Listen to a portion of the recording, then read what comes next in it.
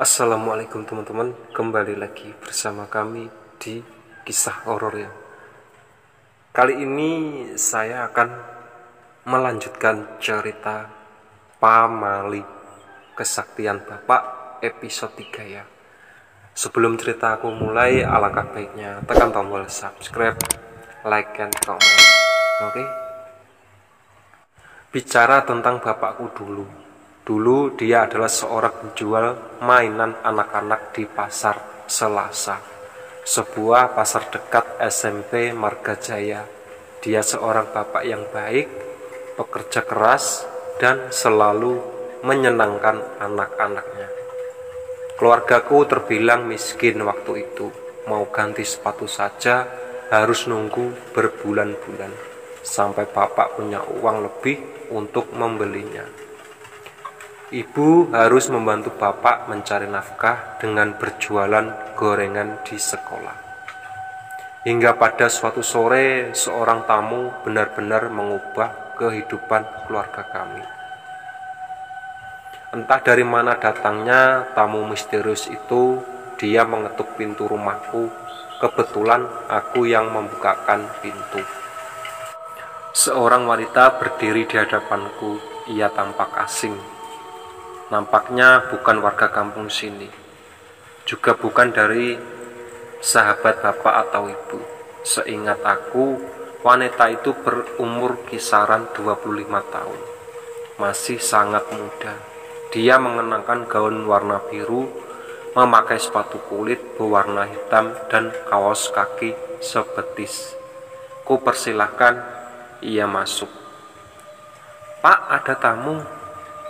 Bapak keluar dari kamar, tangannya masih menggenggam mainan anak-anak yang sedang ia betulkan. Kulihat bapak mengenyitkan dahinya. Aku sangat yakin kalau ia bahkan tidak mengenali wanita yang sedang duduk di sofa buntut itu. Ragu-ragu bapak duduk di depan wanita asing. "Maaf, mbak ini siapa ya? Dan perlu ada apa?" tanya bapak sambil tersenyum ramah. Tanpa disuruh, ibu muncul membawakan segelas air putih dan sekaleng rengginang disuguhkan di atas meja. "Diminum, mbak," kata ibu dengan ramah. Ia kembali ke dapur. "Semalam kau mimpi kan?" tanya wanita itu pada bapak. Wajah bapak terlihat sedang mengingat-ingat sesuatu. "Astaga, kamu yang mimpi semalam ngasih garam ke saya ya?" Wanita itu mengangguk seraya tersenyum. "Abu, ini garamnya. Kau campurkan dengan air dan minum. Sudah saatnya kau tahu kalau kau punya ilmu turunan dari bapakmu." Disodorkan garam yang dibungkus dengan kertas putih polos. Dari bentuk bungkusannya bisa jadi hanya ada 2-3 sendok garam di dalamnya. "Ilmu apa?" "Penyembuhan." Bapak bengong. Bagaimana mungkin seorang tukang mainan anak-anak seperti punya ilmu keturunan dari kakek? Kata bapak, kakek meninggal saat umur bapak masih 1 tahun. Jadi tidak banyak hal yang banyak bapak tahu tentang kakekku. "Bu," karena bingung, bapak menoleh ke arah dapur untuk memanggil ibuku. "Begitupun dirimu yang saat itu berdiri mulut pintu kamar, menoleh ke arah dapur saat ibu muncul. Entah kenapa wanita misterius itu hilang. Kami sekeluarga terkejut bukan main. "Pak, kemana tamunya?" tanya ibu. "Tadi masih duduk di sini, Bu." Wajah bapak panik. "Wah, jangan-jangan setan." Ibu bergedik ngeri. Mungkin saja bapak percaya pada perkataan wanita misterius yang mengaku hadir dalam mimpi bapak. Sempat kuintip di dapur, malam-malam bapak mengaduk garam yang diberikan wanita misterius itu. Tubuh bapak bergidik, mungkin saking asinnya. Keesokan paginya saat bapak bersiap untuk dagang mainan, tiba-tiba seorang lelaki berbadan kurus, wajah pucat dan terlihat sangat lemas datang bertamu. Ia dipapah temannya yang bertunduk gemuk. Mereka berdua mengenakan masker. "Pak, tolong, kumohon teman saya, Pak, dia sakit." "Lah, saya bukan dokter, Mas. Ini tahu dari mana saya bisa ngobatin orang?" Bapak heran. "Dari wanita yang datang ke rumah saya, Pak. Katanya Bapak orang sakti yang bisa ngobatin penyakit apa saja." "Wah, bohong itu. Saya hanya pedagang mainan." Bapak hendak bergegas pergi. Namun lelaki gemuk itu meraih lengan bapak. "Pak, tolonglah teman saya. Dia terkena HIV. Untuk kali ini saja, demi kemanusiaan, tolong teman saya." Temannya yang dipapah diam saja, terlihat lemas dan tidak mau berbicara. "Waduh, HIV? Kan belum ada obatnya, Mas." "Kumohon coba saja dulu, Pak." Lelaki gemuk memaksa. "Baik, tapi di belakang rumah saja.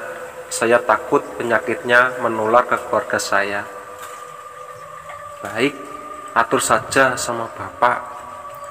Aku berdiri di depan rumah, melihat Bapak yang tampaknya ragu dengan keputusannya. Aku penasaran apa yang akan Bapak lakukan pada lelaki yang sedang sakit. Kulihat di belakang rumah Bapak membawa segelas air. Tanpa membaca mantra apapun, atau mungkin dia membacanya dalam hati, disemburkan air itu ke wajah orang mengidap HIV. Saktinya Bapakku, seminggu kemudian orang itu datang ke rumah dan berterima kasih karena sudah dinyatakan sembuh oleh dokter. Jalan di kampungku rusak, bebatuan berserak di mana-mana. Keempat orang timur, Bertus, Agustinus, Christian, dan Martinus, tergopoh-gopoh memikul jenazah Bapak. Warga kampung hanya menonton sekali, melontarkan sumpah serapah pada Bapakku.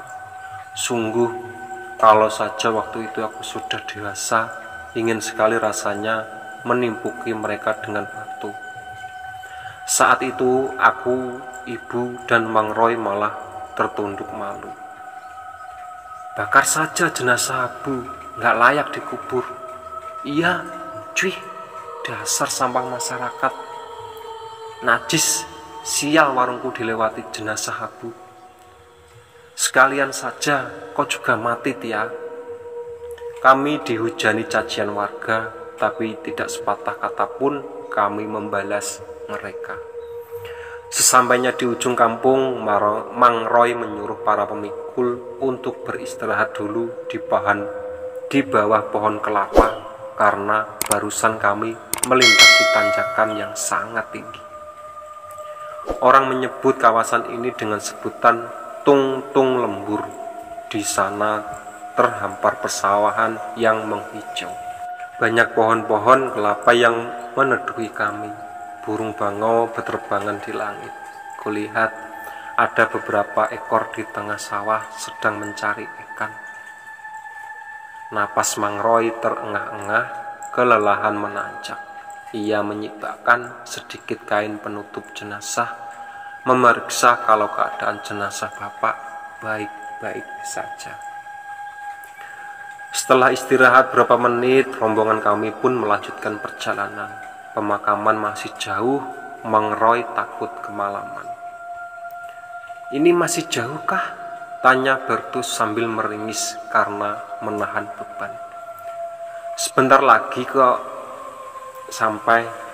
Aku tahu Mang Roy berbohong, padahal perjalanan masih sangat jauh. Kami masuk perkebunan sawit. Kulihat beberapa ekor anjing lari ketakutan melihat kedatangan kami. Beberapa orang sedang memanen buah sawit sempat berpapasan dengan kami. Mereka masih warga kampungku, tidak ramah, malah menampakkan ekspresi kebencian. Langit semakin mendung, awan hitam bergumpal di langit. Mang Roy meminta tukang pikul untuk mempercepat langkah. Aku sampai harus berlari kecil untuk menyeimbangi langkah mereka. Sesekali aku menoleh ke belakang sebab entah kenapa aku merasa ada orang yang mengikuti kami. Dan benar saja, dari balik pohon sawit ada sosok anak laki-laki berkepala botak, telanjang badan, hanya mengenakan celana dalam berwarna putih seperti kain kafan. Tubuhnya pucat, membiru, matanya hitam. Ia tersenyum padaku malu-malu. "Bu, ada yang ngikutin kita." Aku menarik lengan baju ibu. "Mana?" "Ibu, berhenti. Itu di balik pohon." "Mana, Vin? Gak ada siapa-siapa kok. Ayo jalan lagi." Ibu sepertinya tidak peduli. Aku kembali melanjutkan perjalanan. Rombongan kami belum keluar dari perkebunan sawit, tapi gerimis mulai berjatuhan. Semakin lama malah semakin deras. Mang Roy melihat sebuah saung, mungkin tempat berteduh para petani sawit. Ia menyuruh kami untuk berteduh dulu. Keranda bapak diletakkan di atas tanah. Atap saung yang terbuat dari ijuk melindungi keranda bapak dari air hujan, tapi masih terkena cipratan air. Mang Roy mencari suatu saung yang bisa melindungi keranda. Untung saja ia menemukan sebuah terpal, ditutupnya menggunakan terpal itu. Kemudian ia menyalakan sebatang rokok, melempar pandangan ke perkebunan sawit yang basah. Hari semakin sore.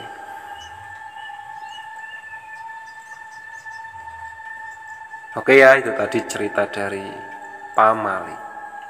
Sebelum cerita aku tutup, alangkah baiknya tekan tombol subscribe, like, and comment.